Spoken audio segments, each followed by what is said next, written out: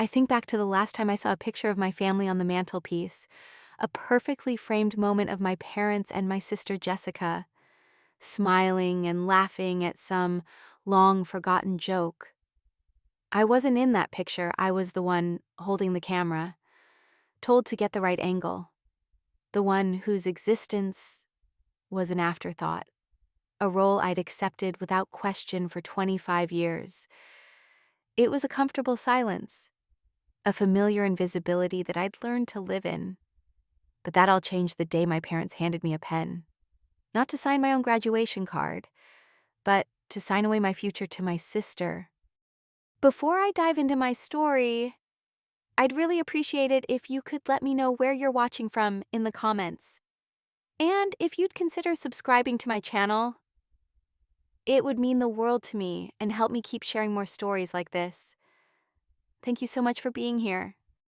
My name is Amelia, and for as long as I can remember, that name was little more than a whisper in our house, a ghost in a house full of noise. My parents, Paul and Eleanor, and my sister, Jessica, were the roaring main event, a trio of sound and fury. Jessica was a star in a constant state of orbit, a supernova of dreams and boundless charisma. Her life was a meticulously crafted highlight reel, a series of triumphs and near misses, each one a story to be told at dinner parties, a testament to her bold and creative spirit. I, on the other hand, was the quiet one, the shadow who haunted the garage, hunched over circuit boards and lines of code. My family dismissed my interests as a passing hobby, a phase I would outgrow. They never told me I was a failure, but their indifference was a far more powerful weapon. It taught me that my worth was secondary, that my ambitions were less than, that my existence was merely a backdrop for Jessica's shining story. My parents didn't need to say I was useless. They just made it clear with their wallets and their words. Jessica's aspirations were their aspirations. My aspirations were just mine. Our house was always full of laughter, but it was a laughter I never felt I was a part of. The walls were a shrine to Jessica's life, decorated with framed photographs, each one a testament to a life I wasn't living. There was a picture of my sister at her high school graduation, smiling brightly with a diploma in her hands, her hair a cascade of perfect curls. My parents were on either side of her, beaming with a pride so potent it felt like a physical force. In another, she stood on a stage, a golden trophy glinting in the spotlight, accepting an award for a volunteer project she had spearheaded. I remember that day with a clarity that still stings. I was in the crowd, watching from the very back, a quiet spectator to her triumph. The air was thick with the scent of lilies and the hum of applause, a sound that seemed to chase me into the shadows. I even remember taking some of those pictures. The memory is so vivid, the weight of the camera in my hands, the way the flash illuminated their faces, a family portrait of joy and pride. And me, the invisible photographer, a tool used to capture a moment I couldn't be a part of. This pattern began in my childhood, the first time I ever held a camera. It wasn't a gift, it was a task. I was 10 years old, and Jessica, at 12, had just won a local art contest. Jessica, with the carefree arrogance of a child who knew she was the center of the universe, had tossed me the camera. Here, Amelia, don't mess it up. I need some good photos for my portfolio. The picture, which perfectly captured the joy on Jessica's face as she held her ribbon, was later credited to a professional photographer in the local paper. When I meekly pointed it out to my mother, she simply said, "Don't be silly, Amelia. Of course they used a professional. They need high-quality images." My contribution, even at that young age, was already being erased. My own achievements were a different story, a narrative of quiet struggles and silent victories. The first time I won a local science fair, I brought the small silver trophy home with a quiet pride that I hoped, in a small way, would be enough. I had spent months in the garage, building a miniature solar-powered battery charger, my hands calloused and stained with solder. I placed the trophy on the mantelpiece, right next to a family photo. Jessica, a high school junior at the time, glanced at it and scoffed. "What's this A participation trophy?" I tried to explain the complexities of the circuit board and the hours of testing, the way the tiny wires were a puzzle I had to solve. But she just rolled her eyes, her attention already drifting back to her phone. Whatever. Can we go back to talking about my fashion app? It's going to be huge. It stayed there for a single day before it was replaced by a brochure for Jessica's next business venture. My trophy was relegated to a box in the garage, a small, forgotten piece of metal that no one ever spoke of again. That was the pattern of my life. My accomplishments were fleeting, but Jessica's were eternal. Her failed ventures were bold risks and valuable learning experiences that were celebrated over dinner with an air of sophisticated understanding. My quiet victories were met with a shrug and a gentle push back into the shadows. It was this indifference, far more than any cruelty, that taught me that my existence was merely a backdrop for Jessica's shining story. I learned to become an expert at being invisible, at moving through the house like a ghost, at celebrating their joy from a distance. But even a ghost can be seen, if only for a fleeting moment. And that moment came on the day of my graduation. The graduation ceremony was a blur of black gowns and mortarboards. I walked across the stage, the weight of my diploma in my hands, a testament to years of late nights and relentless work. I saw my parents in the audience, of course, but their gaze wasn't on me. It was on Jessica, who had come along to a graduation she'd never earned herself. That evening, we sat at a small, intimate gathering at home. The table was set with Jessica's favorite flowers and her favorite food. The congratulations weren't for me. They were for Jessica, for a new business venture she had just announced, one that would need a significant cash injection. My stomach churned, but I said nothing. The air was thick with the usual silence that surrounded me. I was the silent observer, the unseen guest. That's when my father, Paul, slid a stack of legal documents across the table towards me. "We need you to sign these, Amelia," he said, his voice flat and devoid of emotion. "It's time to help your sister get her business off the ground." My mother, Eleanor, nodded in agreement. I looked at the documents. They were transfer papers for my intellectual property, for the patents I had spent years developing. Aunt Maria, a kind and gentle soul who had always tried to bridge the gap in our family, reached out and placed a hand on my father's arm. "Paul, can't this wait? Today is Amelia's day." My father shook her hand off, a sharp, cold movement that even Aunt Maria hadn't expected. "This is a family matter," he said, and she retreated, her eyes filled with regret and helplessness. This was not a request.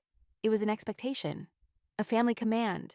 The documents were already prepared, a silent testimony to their certainty that I would comply.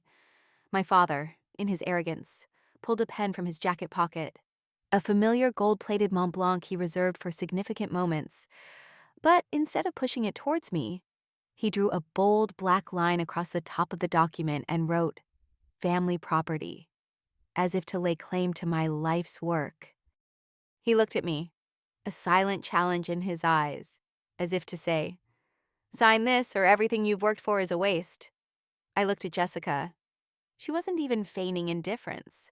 A smug smile played on her lips, her eyes full of a cruel glee that only someone who expected to win could muster. It was in that moment, seeing the look on her face, that something inside me finally broke. I pushed the documents back towards my father, the movement slow and deliberate, the sound of the papers sliding across the polished mahogany table echoing in my ears. I said nothing, but my action spoke louder than any words I could have uttered. I stood up, walked to the door, and left. The phone in my pocket buzzed relentlessly as I walked away, but I just kept walking. The family I had known was gone, and I had finally left with it. The next few months were a whirlwind of change and new beginnings. I relocated to San Francisco, the undisputed hub of my industry. I found a tiny apartment in the Mission District, a cramped space with peeling paint and a window that overlooked a bustling street. The rent was steep, a brutal reminder of the financial support I no longer had. But it was a price I was willing to pay for my freedom. For the first time in my life, my achievements were not a backdrop. They were the main event. My quiet years of dedication in the garage had prepared me for this world of innovation, where late nights were the norm and quiet victories were celebrated by people who understood the effort behind them. I was surrounded by people who saw me for who I was and what I could do, not for who I was supposed to be in a family drama. My new life had a new support system, a family I had chosen. My friend Mark, a developer I'd met at a conference, was my roommate.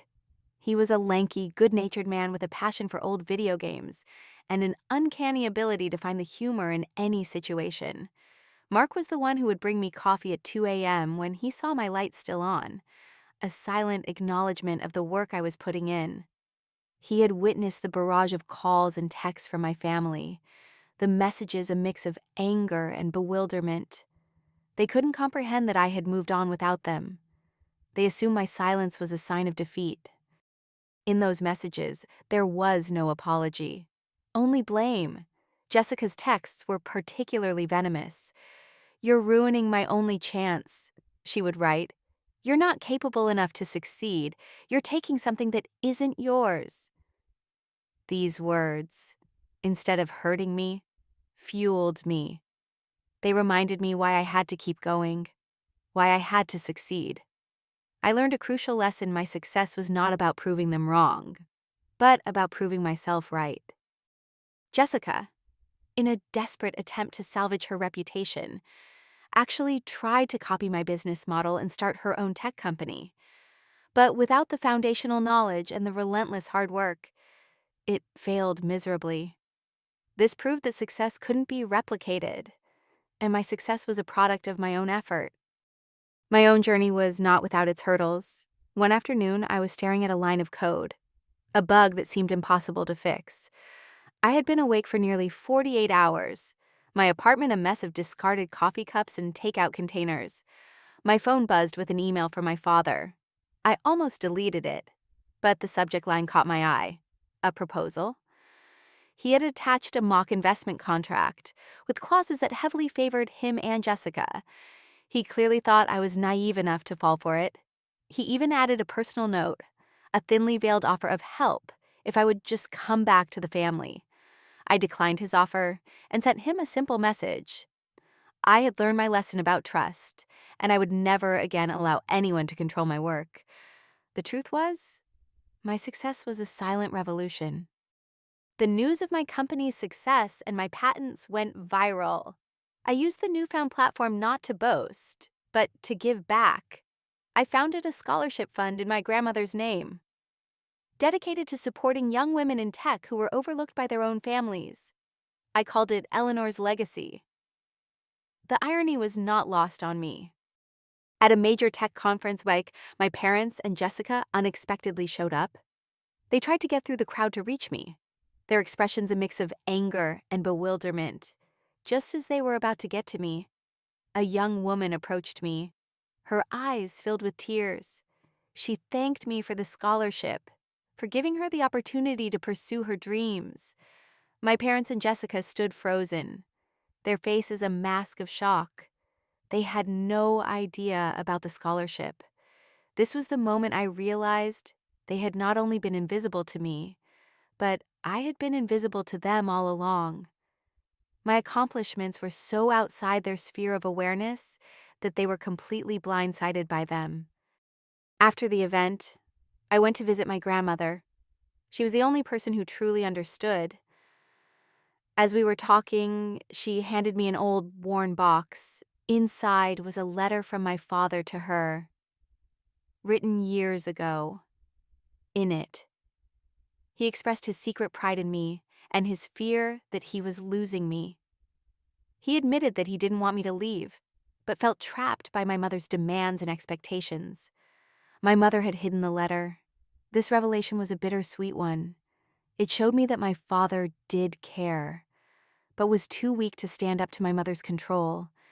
It wasn't a total forgiveness, but it gave me a better understanding of the dynamics I was a victim of. The final interview I gave was a full circle moment.